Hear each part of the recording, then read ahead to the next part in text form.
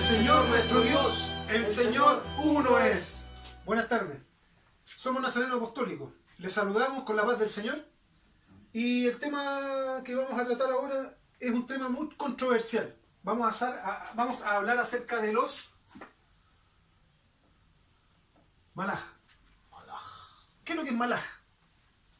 Es una palabra muy amplia en el judaísmo que abarca muchas cosas. Principalmente mensajería, ¿cierto? Si lo dijéramos en griego, sería ángel o ángelos en el griego. Pero ángel, ¿cierto? Ángel es mirado o enfocado de acuerdo al sistema.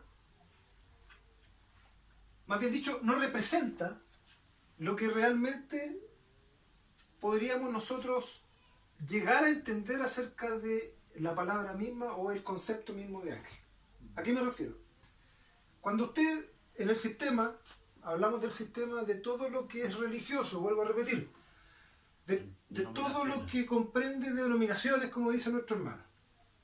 Iglesias pentecostales, mormonas, testigos de Jehová y un sinnúmero de enfoque o puntos de vista de la misma escritura que han producido una separación, ¿cierto? Romanismo, sí, hay mucho romanismo. Greco-romanismo, hay mucho greco-romanismo. Fantasía, mucha fantasía. ¿Ah? Mito, demasiado. Para que usted entienda, ángel puede ser un profeta, ¿cierto? Un profeta puede ser un ángel. ¿Por qué? Porque él es portador de una palabra. Él transmite lo que recibió de parte de Dios. Lo va a transmitir. Su logos, su anuncio, es un mensaje. Por lo tanto, él inmediatamente pasa a ser un malaj, un ángel.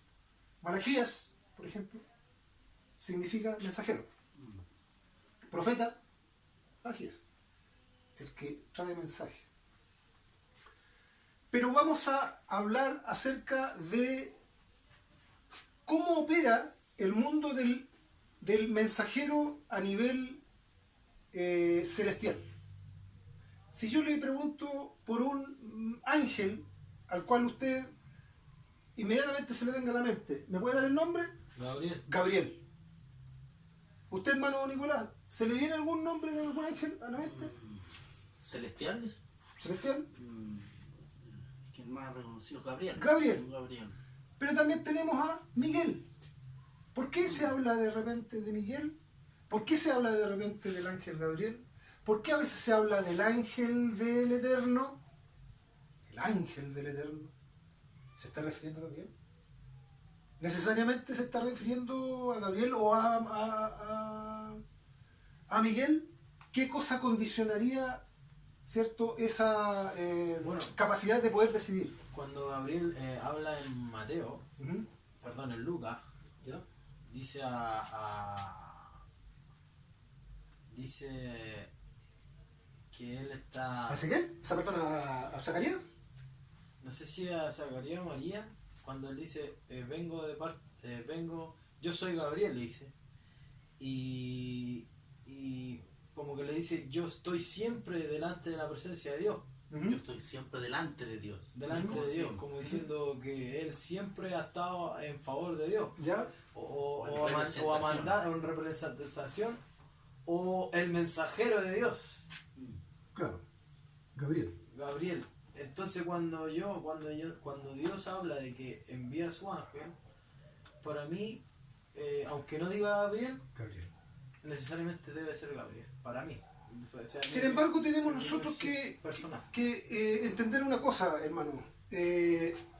Gabriel, si bien es cierto lo que usted dice, él se identifica, ¿cierto?, cuando tiene que entregar el mensaje, como el que está delante de el Eterno, se podría entender como que es el que es utilizado, ¿cierto? Claro. ¿Cierto? Principalmente dentro de este oficio celestial, O contexto celestial. dentro del contexto celestial. Porque vemos también la acción de Miguel. Pero aquí vamos a ver un gran detalle. Nosotros estamos introduciéndonos en el lenguaje para poder conocer qué es lo que es malaj y para poder entender cuando se habla de un malaj humano, profeta, ¿cierto? Mensajero humano, que puede ser tanto como del bien como del mal. Ojo, hay mensajeros buenos y hay mensajeros malignos. Por ejemplo, cuando el sumo sacerdote envió mensajeros a Juan, dice, no mandó mensajeros del cielo. Él tomó a ciertos sacerdotes y les dio una instrucción. Estos fueron enviados, llegaron ante Juan y le hicieron las preguntas necesarias, pero iban con una mala intención. No iban con un corazón realmente reconociendo de que Juan estaba puesto por profeta por parte de Dios. El pueblo lo tenía por profeta, dice el Señor. En el caso del Señor también pasa lo mismo. En el caso del Señor también. Muchas veces le enviaron, ¿cierto?, mensajeros de parte del sumo sacerdote para hacerle preguntas.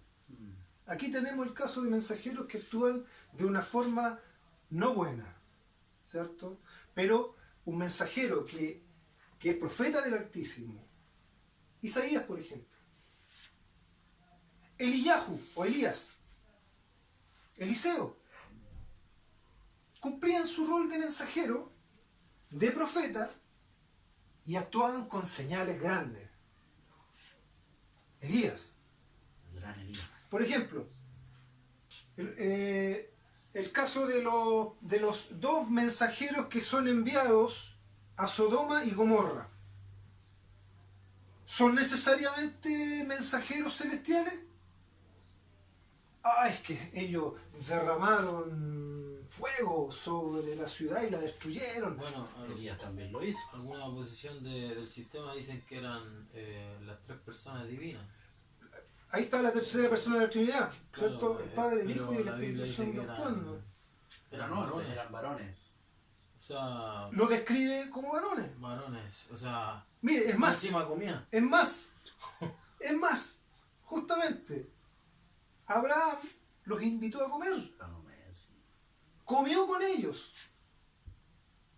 Entonces nosotros tenemos la posibilidad de poder ir ampliando nuestra visión para poder llegar al nivel que nosotros buscamos. Nosotros buscamos un nivel sol, un nivel elevado. Y tenemos también la posibilidad de poder escudriñar a través de los apóstoles, porque usted no debe olvidar que el mismo Señor Jesucristo, el cual era la luz verdadera, como hemos visto, dijo: vosotros sois la luz del mundo, A sus apóstoles. a sus apóstoles. O sea, Él les entregó el conocimiento para que ellos lo administraran, oró por ellos para que todo aquel que oyera su palabra creyera también por la palabra de ellos, porque ellos tenían la luz para el mundo. Ellos se dedicaron a administrarla. Ellos escribieron Conocimiento exacto. preciso, conocían el lenguaje. Bueno, Conocían el lenguaje. Por lo tanto, nosotros, para introducirnos en el tema del ángel, no vamos a hablar acerca de Gabriel, vamos a hablar acerca del más desconocido, Miguel. Este nos va a llevar a nosotros a un conocimiento bastante más amplio. Búsquese el libro de Judas, hermano. Entonces, tenemos Judas 1:9. ¿Qué es lo que dice nuestro hermano? A ver, el que lo encuentre primero lo lea nomás. pero cuando el arcángel Miguel contendía con el diablo, disputando sobre el cuerpo de Moisés, no se atrevió a usar de juicio de maldición, el juicio de maldición contra él, sino que dijo: el Señor te reprenda. Te reprenda. ¿Cierto? ¿Contendía con quién? Con el diablo. Con el diablo. Por el cuerpo. Por el cuerpo de Moisés, ¿cierto? Tenemos a Moisés también aquí. Moisés. Tenemos a Miguel, tenemos al diablo y tenemos a Moisés, ¿cierto? En este caso, el cuerpo de, vamos a poner una C. Bueno, Entendemos que estamos hablando del cuerpo de Moisés. A ver si encontramos unos mejores plumones. No tenemos lo mejor en estos minutos, pero algo se entiende. Moisés. ¿Ya? Miguel, el diablo y Moisés. ¿Qué es lo que diría acá el sistema? Le voy a dar una... Cualquiera que tenga alguna apreciación del sistema la puede decir también. Yo tengo la mía. El sistema dice de que Miguel peleaba literalmente con el diablo. Y tiraban del Hacían cuerpo, gallito. hacían gallito con el cuerpo hasta que Miguel le ganó el cuerpo, se lo llevó y el diablo se quedó sin el cuerpo. Pero Miguel no quiso hablar mal del diablo, sino que en vez de maldecirlo le dijo: el Señor te reprenda. Eso es lo que enseña el sistema. ¿Dónde podríamos encontrar eso, hermano Luis, en las escrituras? ¿Se le pasó por alto a los escribas? ¿Judas está relatando algo que nunca existió? O sea, ¿está especulando acerca de algo de? ¿O realmente está escrito acá y por medio del lenguaje nosotros no lo entendemos? ¿Qué cree usted? ¿Lo más probable? Probablemente que debe estar ahí. Diablo, para que usted sepa, es lo mismo que serpiente, es lo mismo que Satán, representa exactamente lo mismo y significa enemigo o opositor. opositor o adversario.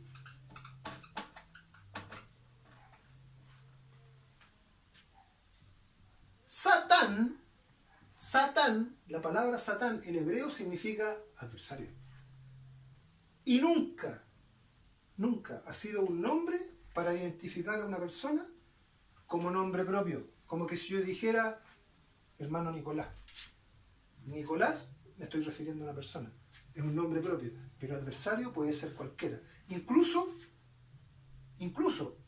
puede ser Dios mismo adversario de cualquier persona que haga el mal. Dios es adversario de ese. ¿Se fija? Ahora, siempre mirado desde el punto de vista profético, el profeta siempre está a favor de Dios. Por lo tanto, es muy difícil que se encuentre la palabra adversario como hablando acerca de Dios en contra de. Siempre el otro está en contra de Dios.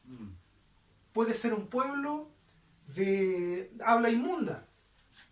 Puede ser un pueblo de cultura perversa que por sus actos es adversario de Dios. O puede ser un Opositor. O puede ser un individuo indefinido. Puede ser un individuo, pero por sus actitudes pasa a ser Claro. adversario de Dios. Como Jesús cuando le dijo a Pedro: apártate de mí, Satanás, pero obviamente Pedro no era... Pedro no era un ser con cacho, ni con colita, Era un hombre. ni vestido de rojo. Era un hombre que se estaba oponiendo a la voluntad de Dios. Lo estaba obstaculizando el plan. el plan de divino. Dios. ¿Se fija? Nada más que eso. Simplemente eso. Y de ahí inmediatamente ya nosotros empezamos a pensar de otra forma. Un adversario. Está un ángel llamado Miguel. ¿Por qué se llama Miguel? Vamos a entender por qué se llama Miguel. Y está el cuerpo de Moisés. Pregunta. ¿Tenemos en la escritura algún texto que usted nos indique que se peleó por el cuerpo de Moisés? La escritura dice algo muy distinto. Dice que Moisés murió y hasta el día de hoy no se encuentra el lugar de su sepulcro. Así dice la escritura. ¿Cierto? Y aquí ya tiene el cuerpo. ¿A qué cuerpo se está refiriendo? ¿Cuál era el cuerpo de Moisés? ¿Se acuerda que hicimos en la clase anterior un monito?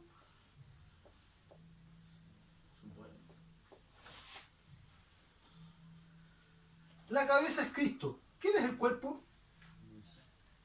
Si la cabeza es Cristo, acá, Los judíos, o sea, los hebreos, el pueblo hebreo. el pueblo hebreo. Su Si, pueblo. si el cuerpo es la iglesia, acá, y Cristo en la cabeza, en ese tiempo, ¿quién era el Cristo?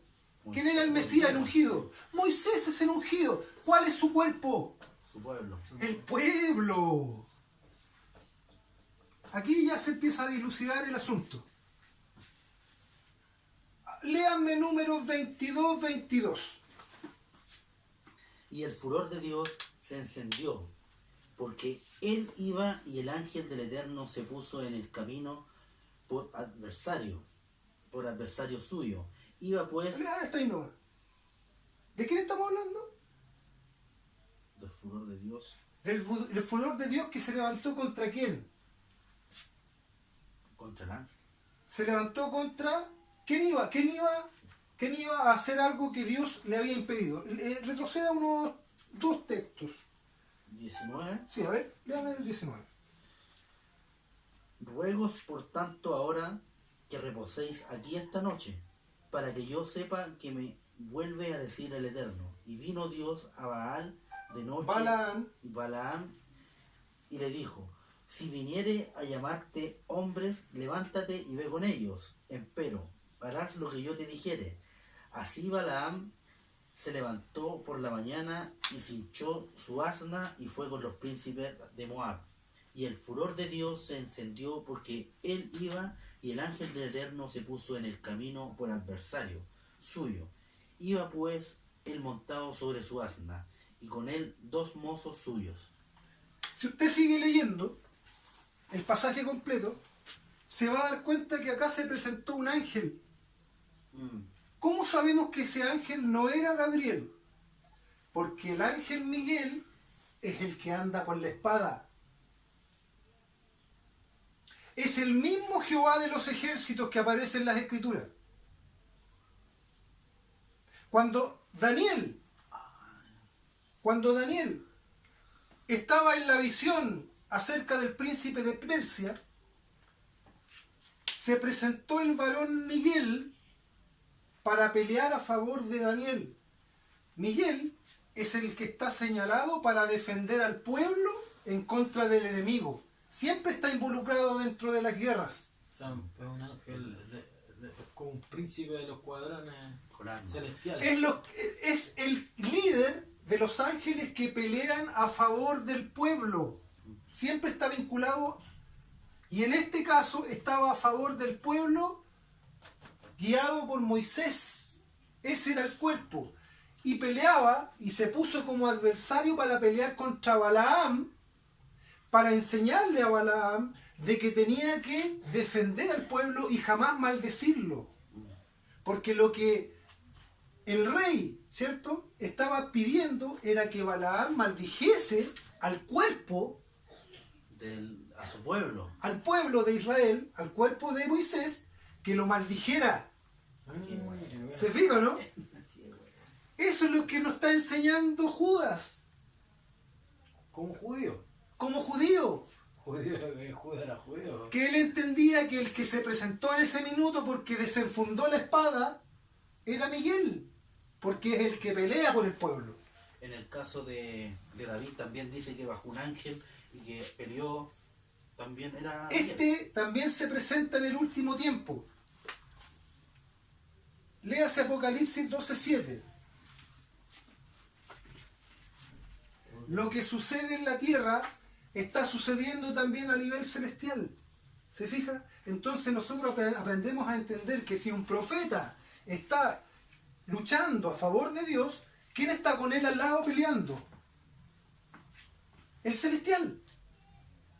Él es el que, ¿cómo se llama? Viene a apoyar la causa. ¿Se fija? Apocalipsis 12:7. Lo vamos a poner acá para que... De todas maneras lo vamos a poner en pantalla para que usted lo lea después. Apocalipsis 12:7. Ya casi. Entonces se entabló una batalla en el cielo. Miguel y sus ángeles combatieron con el dragón. También el dragón y sus ángeles combatieron, pero no prevalecieron y no hubo ya en el cielo lugar para ellos. Sigo leyendo.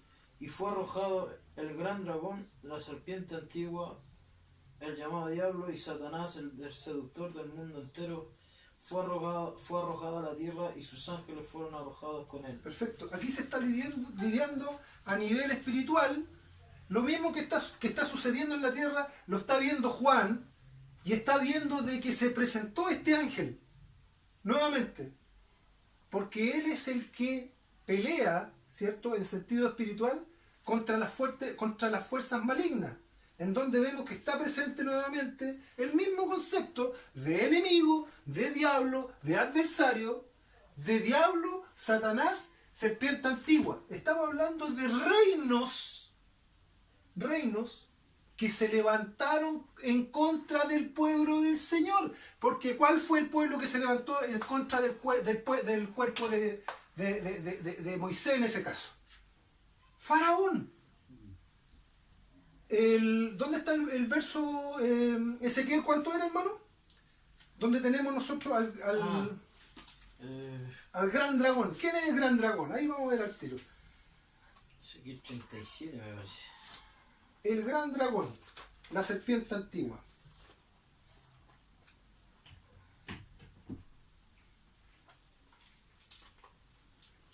El gran dragón, la serpiente antigua. Ezequiel 29:3.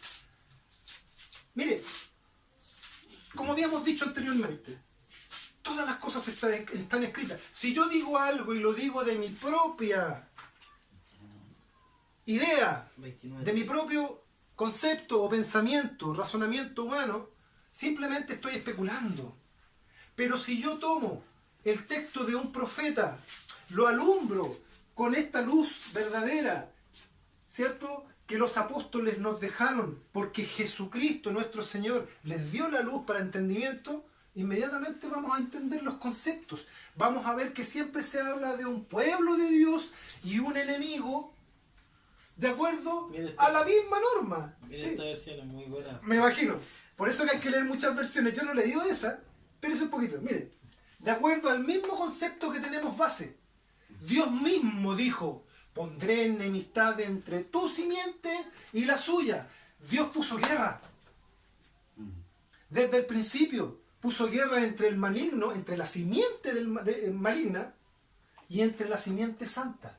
Una guerra, una disputa. Entre un adversario. Pero ¿a quién puso a favor del pueblo de Dios? Puso a un mensajero. Él es el que se funde la espada y pelea a favor de... ¿Sabe por qué? Porque Dios es tan sabio. Si Dios puso en su mandamiento: no matarás, el pueblo santo jamás puede levantar una espada. Porque si levanta una espada en contra de otro, está hiriendo y está yendo en contra del principio de nuestro Señor Jesucristo, la Torá viviente, que dice: no matarás. Cuando Pedro levantó su espada y le cortó la oreja a Malco, le dijo: el que a hierro mata, a hierro muere. Si no entiende Pedro que no era con espada, ya no estaba entendiendo la base de la luz, la base del concepto de ser pueblo santo. Por eso que Dios pone un ángel con espada. ¿Para qué? Para que Él luche a favor de nosotros y nosotros no tengamos que ensuciar nuestras manos. ¿Se fija? Él pone la salida a través del ángel. Mira, lea la versión. Esta tiene contexto con Egipto. Aquí estoy contra ti, Faraón, rey de Egipto, gran cocodrilo, Gran cocodrilo. recostado en medio de su Nilo. Tú que has dicho: mi Nilo es mío, yo mismo lo he hecho. ¿Se da cuenta? El concepto de dragón egipcio era el concepto de un cocodrilo. Léalo usted ahí en esa versión. Habla y di así: así ha dicho el Señor Eterno, he aquí yo contra ti, Faraón, rey de Egipto, el gran dragón. ¿Cómo? El gran dragón. ¿Cómo? El gran dragón. El gran dragón, la serpiente antigua, el cual es diablo y Satanás, el adversario, desde el principio. Se configura, pero perfecto. Perfecto. Es una configuración de acuerdo a la visión de un profeta, y no es especulativa, y respaldada por la luz a través de lo que nos dijo Judas. Usted leyó. Judas nos relató de que Miguel se puso por adversario para impedir que Bilam, el profeta, ¿cierto?, que iba en la mula, Claro.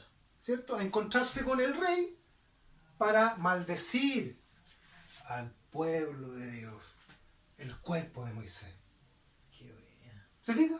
Eso es todo. O sea, uno pareciera que, no, que lo que está diciendo Judas... Es literal. No está.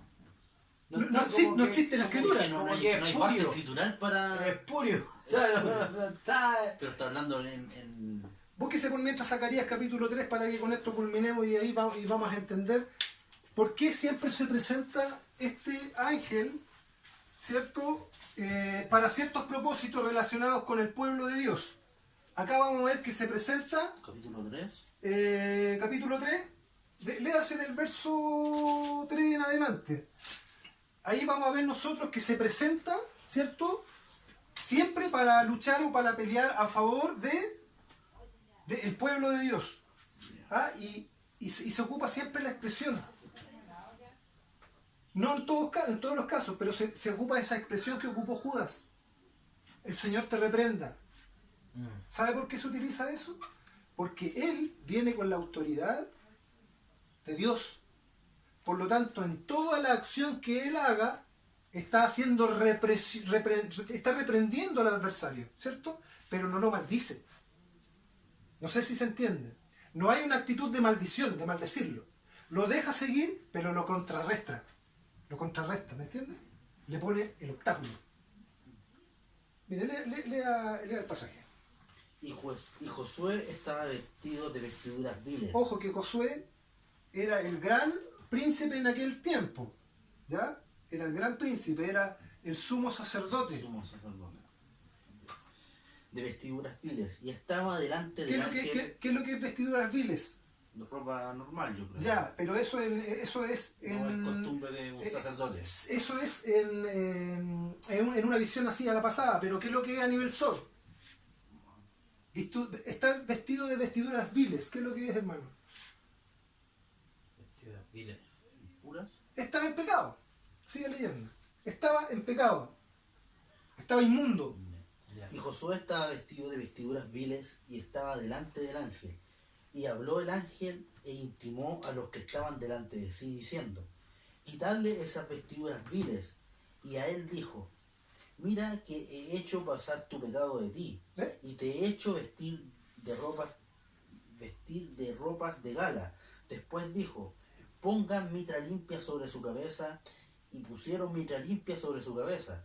Y vistiéronle de ropas, y el ángel del Eterno estaba en pie. Y el ángel del Eterno protestó al mismo Josué diciendo: así dice el ejército, el Eterno de los ejércitos. ¿Cómo dice? Así dice. Así dice el Eterno de los ejércitos. Sí, nosotros decimos el Eterno porque ahí dice, ¿cierto? YHWH. Yod Kei Bak Kei. ¿Cierto? ¿Por qué? Porque es el nombre del Eterno, pero tiene un representante.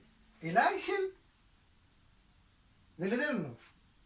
Pero el de los ejércitos. Cuando se refiere al de los ejércitos, Miguel. es el que anda con la espada. Miguel.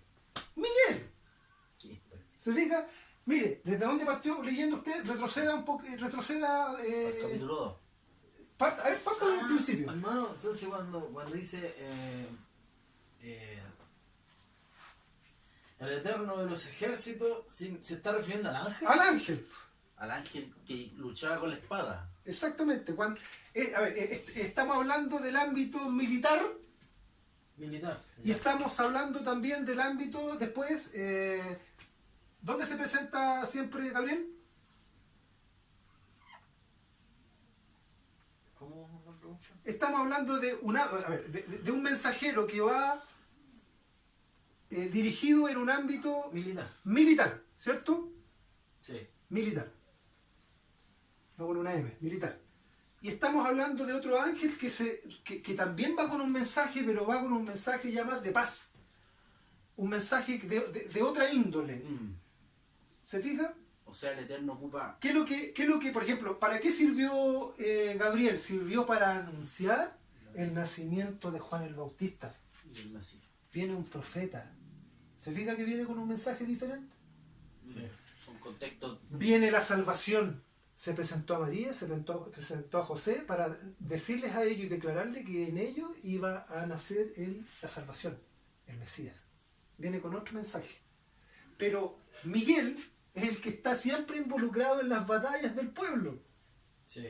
Jehová de los ejércitos le llaman el sistema, pero nosotros, por respeto, preferimos omitir cualquier interpretación. Pero lea desde el principio, ahí se va a dar cuenta que está metido también nuevamente aquí un adversario.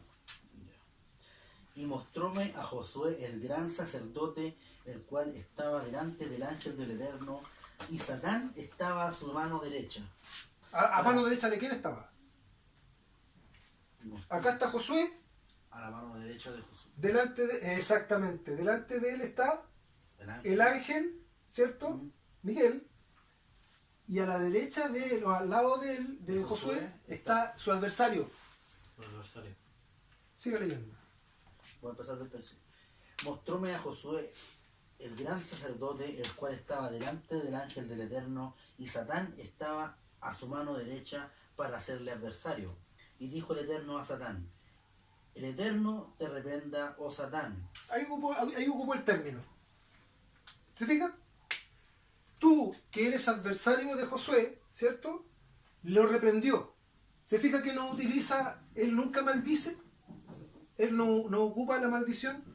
En el caso de Balaam, ¿qué es lo que hizo? Puso palabras en la boca de Balaam, y si ustedes pueden leerlo, léanse el capítulo completo de Números 22 y se van a dar cuenta de que el ángel pone parábolas en la boca de Balaam.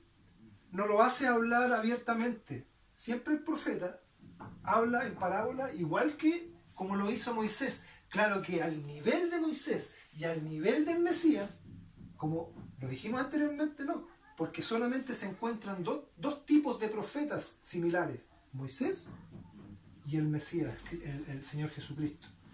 ¿Se fija? Pero Balaam, ¿cierto? ¿De qué país era Balaam? De Aram. Es decir, él hablaba en arameo. Por eso que él creía en el Dios eterno, en el Dios único. ¿Se fija? Él conocía al Dios de Israel. Él conocía al Dios de ese pueblo que salió con la mano de Moisés. Lo conocía. Él sabía que no podía maldecirlo porque él sabía de que había una promesa sobre ellos. ¿Se fija? Y aunque le solicitó y le volvió a solicitar y le ofreció y le volvió a ofrecer regalos, él jamás maldijo. Dios se enojó con Balaam por el hecho de que la primera vez le dijo que no fuera y volvió a insistir preguntándole. Cuando Dios le dice al profeta lo que tiene que hacer, el profeta debe cumplir. Por eso que el Señor Jesucristo fue hallado haciendo la voluntad de Dios, porque jamás se rehusó. Él hizo incluso hasta lo que se le pidió de ir a Jerusalén y padecer muerte por todos nosotros. Nunca se rehusó. En algún momento sabemos que lloró, ¿cierto? Tuvo miedo como todo ser humano, pero dijo: no se haga mi voluntad, sino la tuya. Jamás fue adversario de Dios. Jamás fue un adversario. ¿Entiende el concepto? Jamás se rehusó a la voluntad de Dios. Jamás se opuso. ¿Cómo se presenta el adversario a nivel individual, hermano Nicolás? Tenemos a nivel individual, a nivel colectivo, y tenemos a nivel de masas. A nivel individual se presenta en su propio pensamiento. Usted lucha contra su propio pensamiento. Cuando usted tenía problemas, por ejemplo, anteriormente, en su vida pasada, tenía problemas existenciales de todo tipo, usted tenía una lucha. Pero no era una lucha cuerpo a cuerpo, sino que una lucha con su propio pensamiento. Ganarle a su mente. No, yo tengo que servirle a Dios.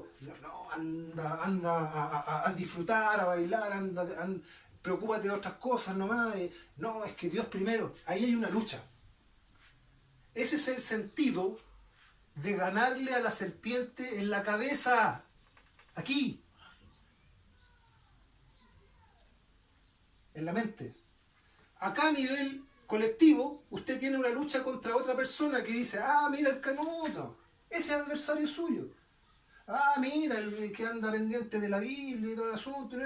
Y uno se mantiene. ¿Uno cómo le gana a esa persona? Dando luz. Manteniéndose consecuente, ¿cierto? En el dar cumplimiento a los mandamientos de Dios. Ahí usted mentalmente le está ganando a ese, porque es una lucha de intelectos. Y a nivel grupal o de pueblo, siempre hay un satán, siempre hay un gobernante, un descendiente de Caín. Lo vemos en el mismo gobierno chileno. En todos los gobiernos, hermano, en todos los gobiernos, desde Caín en adelante, aman las riquezas, atesoran, quieren señorío, se enamoran del poder. Faraón era el Satán, era la serpiente, ¿cierto? Literalmente, y lo vemos contextualizado, Sí. y también era el Satán el adversario Del pueblo. que se oponía, y aún así, el pueblo se enamoraba de sus discursos, se enamoraba de las riquezas que había obtenido, creía en su poderío, Su elocuencia. en su elocuencia. A nivel personal, el Satán es una guerra interna. Dice, ella te herirá en el calcañar, ¿cierto? Y tú le herirás en la cabeza. Aquí.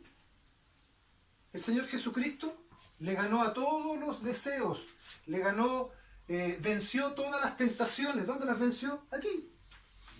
En la cabeza. Estamos razonando de acuerdo a un concepto natural de ser humano, lo que somos como personas. No somos más que eso. Tenemos la capacidad de pensar. Pero teniendo la Torá, los mandamientos de Dios y la Torá viviente viviendo en nuestras vidas, somos capaces de vencer. Porque Él mismo dijo, yo he vencido al mundo. Oye mundo, el Señor nuestro Dios, el Señor uno es.